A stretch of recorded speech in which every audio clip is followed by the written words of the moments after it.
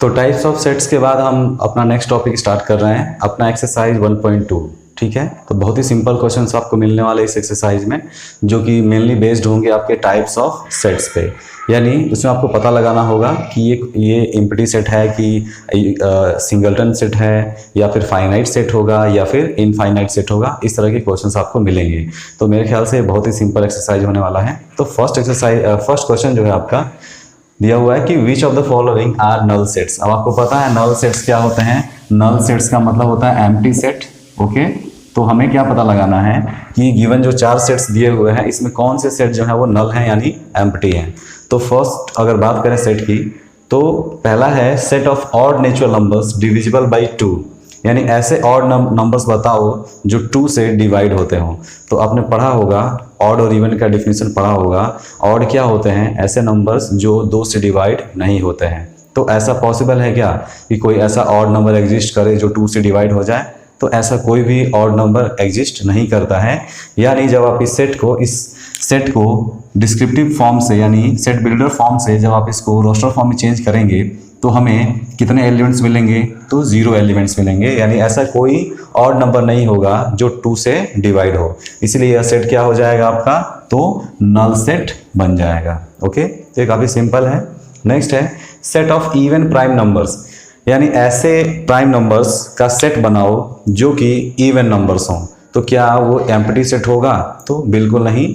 आपने नंबर्स में पढ़ा होगा जो अगर आपने 9th-10th में पढ़ा होगा तो आपको पता होगा कि 2 जो है एक बड़ा ही स्पेशल प्राइम नंबर होता है। क्यों? क्योंकि 2 इकलौता ऐसा प्राइम नंबर है जो कि इवन नंबर है। ओके, तो set of even prime number को जब आप रोस्टर फॉर्म में चेंज करेंगे तो हमें सेट के अंदर क्या मिलेगा? 2 एक एलिमेंट मिल जाएगा। यानी ये एक एम्प्टी सेट है, नल सेट नहीं होगा। तो आप बताइए ये कौन सा सेट होगा? तो आप देख पा रहे हैं इसके अंदर सिंगल एलिमेंट है, तो यह एक सिंगलटन सेट कहा जाएगा। तो ये नल सेट नहीं होगा। ओके, क्वेश्चन नंबर 3, ये आपका सेट बिल्डर फॉर्म में ये भी है। कह रहा है set of all x such that x is a natural number. यानी ये जो सेट है वो किसका सेट है? नेचुरल नंबर्स का सेट है। और वो नेचुरल नंबर्स कौन कैसे हैं? तो वो नेचुरल नंबर, ऐसे नेचुरल नंबर का सेट बनाओ जो 5 से, which is x is less than 5 but greater than 7।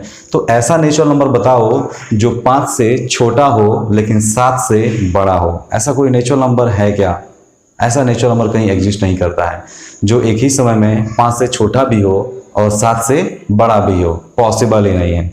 तो जब आप इस सेट को रोस्टर फॉर्म में चेंज करेंगे तो हमें कोई भी ऐसा नेचुरल नंबर नहीं मिलेगा जो 5 से छोटा और 7 से बड़ा हो। तो यह भी क्या हो जाएगा? आपका एक नल सेट की कैटेगरी में आएगा। ओके, लास्ट है set of y such that y is a point common to any 2 parallel lines. अब क्लास 9 आपने पैरेलल लाइन तो पढ़ा ही होगा और आपको पता होता है कि पैरेलल लाइन में कितने कॉमन पॉइंट्स होते हैं। तो हमें पता है पैरेलल लाइंस में कोई भी कॉमन पॉइंट नहीं होता। यानी कॉमन पॉइंट की संख्या क्या होती है? 0 होती है। तो अगर हमें बात किया जाए, हमसे कहा जाए कि उन पॉइंट्स का सेट बनाओ जो इन दोनों में कॉमन हो, तो हमारे पास कितने पॉइंट्स आएंगे? 0। यानी एक भी पॉइंट नहीं आएगा। तो जब आप इसको चेंज करेंगे तो हमारा जो सेट रोस्टर फॉर्म आएगा वो क्या आएगा? एम्प्टी ब्रैकेट या फिर 5। ओके, तो ये जो सेट होगा वो भी क्या होगा? आपका एम्प्टी सेट कहा जाएगा। बहुत ही सिंपल सा क्वेश्चन है। ओके, अब हम देखते हैं क्वेश्चन नंबर 2 क्या है। क्वेश्चन 2 में कहा गया है which of the following sets are finite और इनफाइनाइट। तो आपको इन सेट्स में से फाइनाइट और इनफाइनाइट सेट्स को बताना है, कौन सा फाइनाइट होगा कौन सा इनफाइनाइट होगा। ठीक है, तो फर्स्ट क्वेश्चन दिया हुआ है the set of months of a year. तो आप बताइए कि इस सेट, अगर इसका सेट बनाया जाए तो इसमें जो नंबर ऑफ एलिमेंट्स होंगे वो बहुत ज़्यादा होंगे, अनकाउंटेबल होंगे, काउंटेबल होंगे, या फिर सीधे कहा जाए तो फाइनाइट होगी उनकी संख्या कि इनफाइनाइट होगी। तो हमें पता है एक साल में 12 महीने ही होते हैं। तो ये क्या हो जाएगा? इसका सेट बनाएंगे तो इसमें नंबर ऑफ एलिमेंट्स सिर्फ 12 होंगे, इसलिए क्या हो जाएगा? ये एक फाइनाइट सेट हो जाएगा, ये इनफाइनाइट सेट नहीं होगा। सेकेंड क्वेश्चन की बात करें तो एक रोस्टर फॉर्म में लिखा हुआ है 1 2 3 और आगे 3 डॉट लगा हुआ है। मैंने आपको बताया था कि 3 डॉट लगे होने का मतलब ये है कि आगे टू बी कंटिन्यू, ये आगे कंटिन्यू है और इसमें कहीं भी आगे ये नहीं लिखा हुआ है कहाँ तक जाना है। यानी 3 डॉट बता रहा है कि इनफाइनाइट तक जाएगा। तो आपको पता चल गया कि इसमें कितने एलिमेंट्स होंगे, तो इसमें इनफाइनाइट एलिमेंट्स होंगे। तो इसलिए सेट क्या हो जाएगा? आपका इनफाइनाइट सेट कहलाएगा। ओके, क्वेश्चन नंबर 3 की बात करें, बहुत ही सिंपल एक्सरसाइज है ये, बहुत ही सिंपल। फर्स्ट एक्सरसाइज और सेकंड एक्सरसाइज, थर्ड एक्सरसाइज, ये बहुत ही सिंपल एक्सरसाइज होते हैं आपके। तो क्वेश्चन 3 है 1 2 3 डॉट डॉट डॉट। अब यहाँ पे 3 डॉट लग गया है, तो इसका मतलब ये मत समझिएगा कि ये भी इनफाइनाइट तक है। आप ध्यान से देखो, इसमें 3 डॉट के बाद उसकी अपर लिमिट नहीं दी गई है कि कहाँ तक, तो हमने उसको इनफाइनाइट कंसीडर कर लिया कि ये कहाँ तक जाएगा, तो उसका कोई लिमिट नहीं दिया गया है कि यहीं तक जाएगा। ठीक है, यानी कंटिन्यू तो है, ये 3 डॉट बता रहे हैं कि कंटिन्यू है, लेकिन कहाँ तक कंटिन्यू है ये नहीं पता, तो ये इनफाइनाइटली चलता चला जाएगा। यहाँ पे 3 डॉट है, लेकिन ये भी क्या बताएगा, ये भी कंटिन्यू है, लेकिन यहाँ पर एक अपर लिमिट दे दी गई है कि ये कहाँ तक मैक्सिमम जा सकता है, तो 100 तक। यानी इस सेट के अंदर कितने एलिमेंट्स होंगे, तो टोटल 100 एलिमेंट्स होंगे। तो ये बताओ, आप बताइए ये कैसा सेट होगा, फाइनाइट होगा कि इनफाइनाइट होगा? तो कॉमन सेंस की बात है, ये आपका होगा फाइनाइट सेट्स। ओके, अब अगर बात करें the set of positive integers greater than 100, तो अगर हम बात करें कि 100 से बड़े जितने भी पॉजिटिव इंटीजर्स होंगे, यानी 101, 102, 103, तो ये कहाँ तक जाएगा? इसका कोई लिमिट है क्या? इसका कोई भी लिमिट नहीं है। यानी 100 से बड़े इनफाइनाइट पॉजिटिव इंटीजर्स होते हैं, यानी ये सेट भी क्या हो जाएगा आपका, तो इनफाइनाइट सेट कहलाएगा। तो ये बहुत ही सिंपल है। अब बात करें set of prime numbers less than 99, तो 99 से कम कितने प्राइम नंबर्स होंगे? तो ये बताओ, क्या ये फाइनाइट होगा कि इनफाइनाइट होगा? तो आपको पता है 99 से कम जो है वो बहुत ही लिमिटेड, 7, 8, 10 या 12 इतने ही हो सकते हैं मैक्सिमम। ठीक है, तो इससे 99 से कम जो प्राइम नंबर्स होंगे वो काउंटेबल होंगे, यानी सेट क्या हो जाएगा आपका, फाइनाइट सेट कहलाएगा। तो ये काफ़ी सिंपल सा क्वेश्चन था। ठीक है ना, मेरे ख्याल से ये सब चीज़ें आपसे बन जानी चाहिए, बहुत ही सिंपल क्वेश्चन है। ठीक है, तो अब बढ़ते हैं नेक्स्ट क्वेश्चन की तरफ, क्वेश्चन नंबर 3 की तरफ। तो बात करते हैं क्वेश्चन नंबर 3 की। क्वेश्चन नंबर 3 है state whether each of the following set is finite और इनफाइनाइट। यानी जो नीचे सेट दिए हुए हैं आपको पता लगाना है इनमें से कौन सा फाइनाइट होगा और कौन सा इनफाइनाइट होगा। तो ये बहुत ही सिंपल सा क्वेश्चन है। पहला है the set of lines which are parallel to x axis, यानी एक्स एक्सिस के पैरेलल जितने भी आपके एलिमेंट्स हैं उनका अगर हम सेट बनाएं,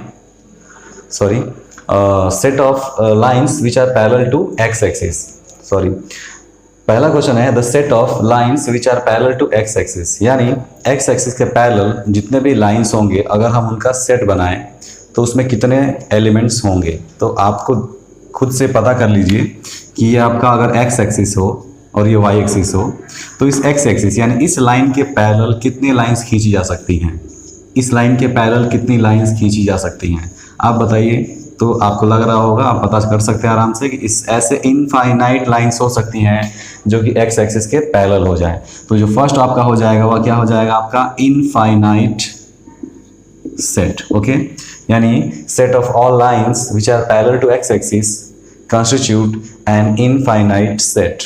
ओके, सेकेंड क्वेश्चन है the set of letters in English alphabet. तो इंग्लिश अल्फ़ाबेट में क्या इनफाइनाइट लेटर्स होते हैं? बिल्कुल नहीं। तो 26 होते हैं, तो ये क्या हो जाएगा आपका, फाइनाइट। तो ये काफ़ी सिंपल क्वेश्चंस हैं जो कि आपके कॉमन सेंस पे डिपेंड करता है और बहुत ही बेसिक क्वेश्चंस है ये। नेक्स्ट है set of numbers which are multiples of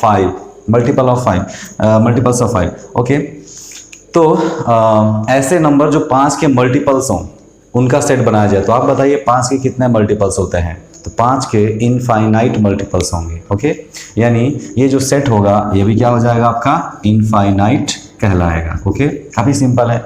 the set of animals living on earth, यानी अगर एनिमल्स को काउंट किया जाए तो क्या उनकी संख्या इनफाइनाइट हो जाएगी?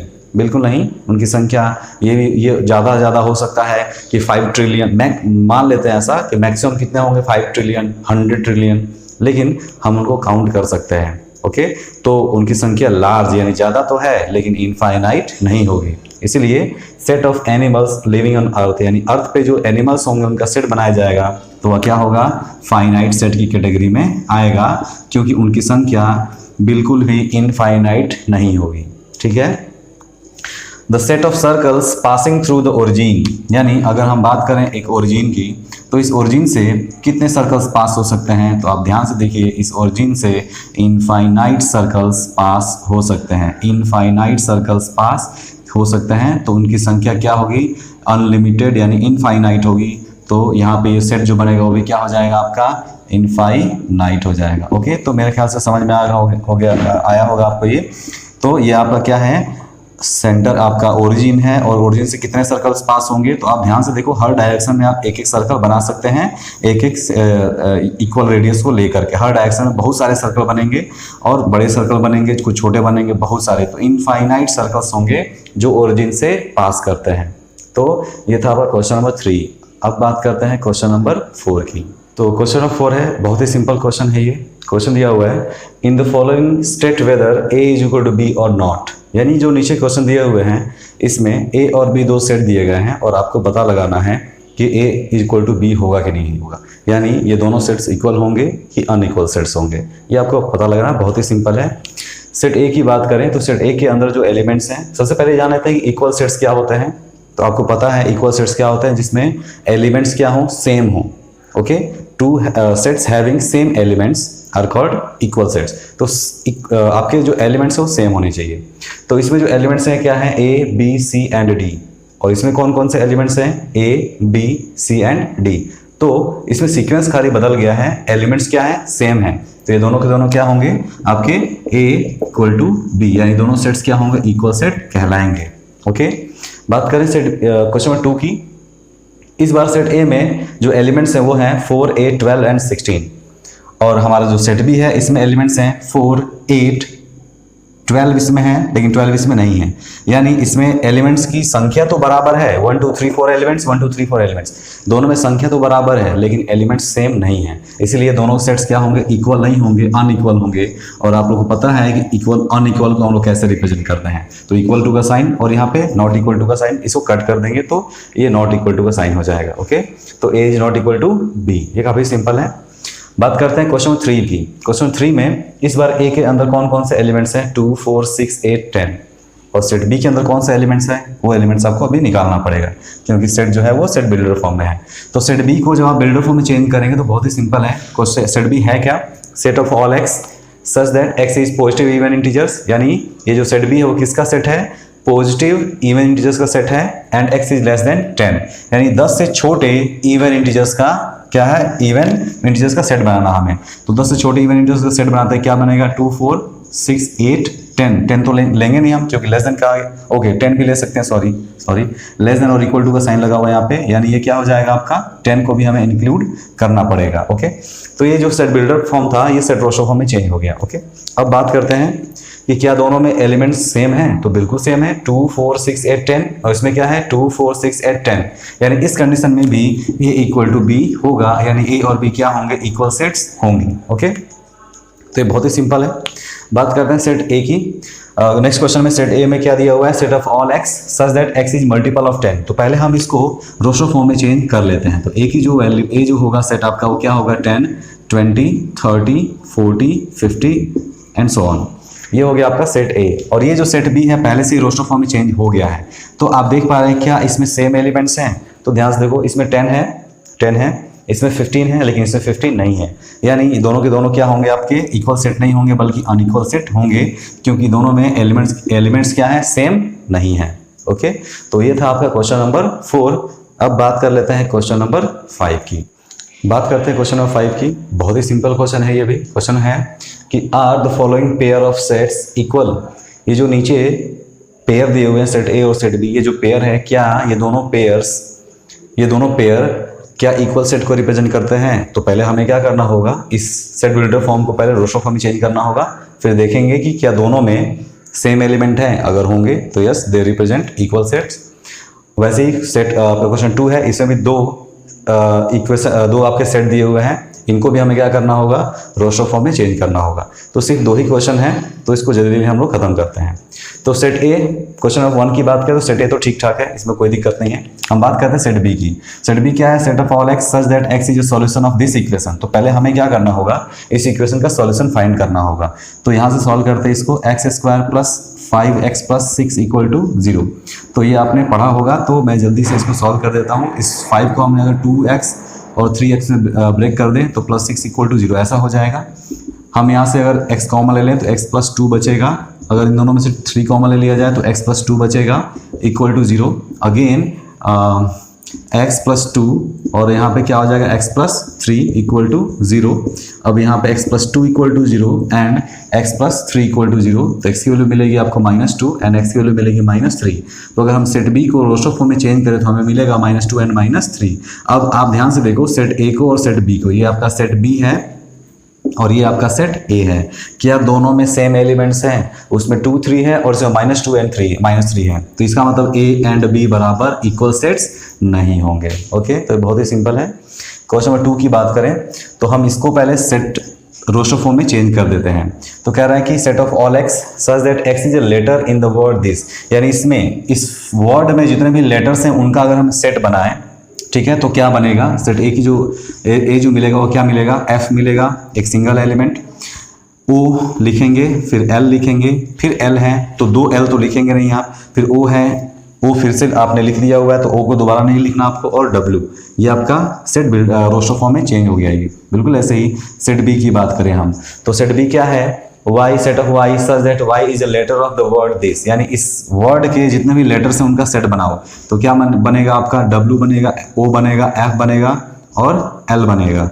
अब आपको बताना है क्या दोनों इक्वल सेट्स हैं, तो ध्यान से देखो इसमें FOLW है, इसमें भी FOLW है। दोनों में एलिमेंट्स क्या हैं? सेम है, इक्वल भी है और सेम भी है, इसलिए क्या हो जाएंगे? दोनों सेट्स इक्वल सेट्स कहलाएंगे। ओके, तो ये बहुत ही सिंपल क्वेश्चन था, ये एक्सरसाइज ही सिंपल है। क्वेश्चन नंबर 6 जो है वो आपके लिए मैं छोड़ देता हूं क्योंकि बहुत ही सिंपल है, उसमें भी कुछ सेट्स दिए हुए हैं और आपको इक्वल सेट्स एक साथ छांट करके लिख देना है कि ये जो सेट्स हैं वो इक्वल सेट्स हैं आपस में। ठीक है, तो मेरे ख्याल से ये पूरा एक्सरसाइज बन जाना चाहिए। अब हम लोग नेक्स्ट अपना जो वीडियो आएगा, वीडियो देखेंगे, उसमें हम सबसेट्स के बारे में और कुछ फेमस मैथमेटिकल सेट्स के बारे में डिस्कस करेंगे।